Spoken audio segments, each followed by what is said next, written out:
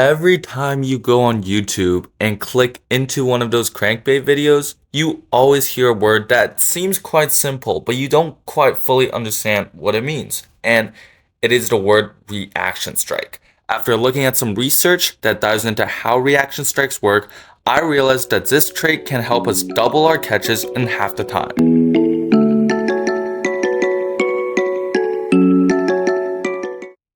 Alright, so by understanding what reaction strikes are, let's first talk about how fish finds its prey and how they attack it.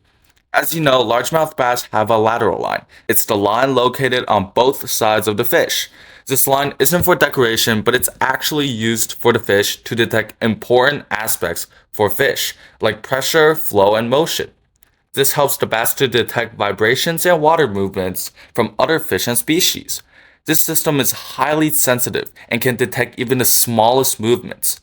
Let's say you were throwing your spinnerbait near a bass. The bass will instantly sense the displacement in the water, even if they didn't see the lure hit the water. The lateral line can also provide bass with information like direction and speed of a moving object. This helps to detect where the baitfish is and plan an attack. Fish also have very good vision, especially in darker situations. They are hypersensitive to high contrasted movements, sudden or erratic motions, which often lead to the fish to think that there's a baitfish fleeing. Have you ever found out that the fish slowly lost interest in your lure when bed fishing or sight fishing, but then you suddenly pop it or jerk it and they instantly turn around? This is why. Bass also use their sense of smell to detect chemicals released by injured baitfish. The presence of these chemicals can also cause the fish to react. They can also taste unedible items like soft plastic if they dislike the smell or texture. That's why spending a bit more money on a better made craw might not be a bad idea. Now let's link this to how reaction strikes work. Bass also have a nervous system just like us. Their reaction strikes are similar to ours as they're controlled by the central nervous system and reflex arc. Reflexes are rapid, quick responses to stimuli without much processing of the brain. The spinal cord and the brain processes these stimuli from the lateral line of vision and trigger a quick response for the jaw to strike.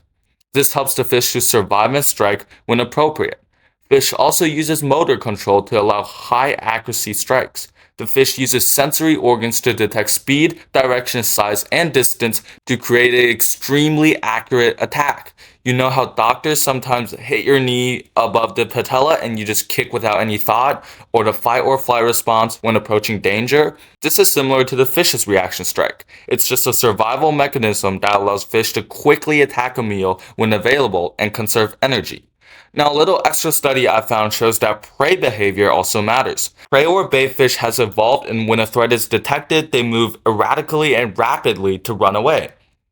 Predators like bass are extremely attracted to these erratic movements, which usually means the baitfish is scared. Now let's talk about how this can contribute to your bait and tackle selection.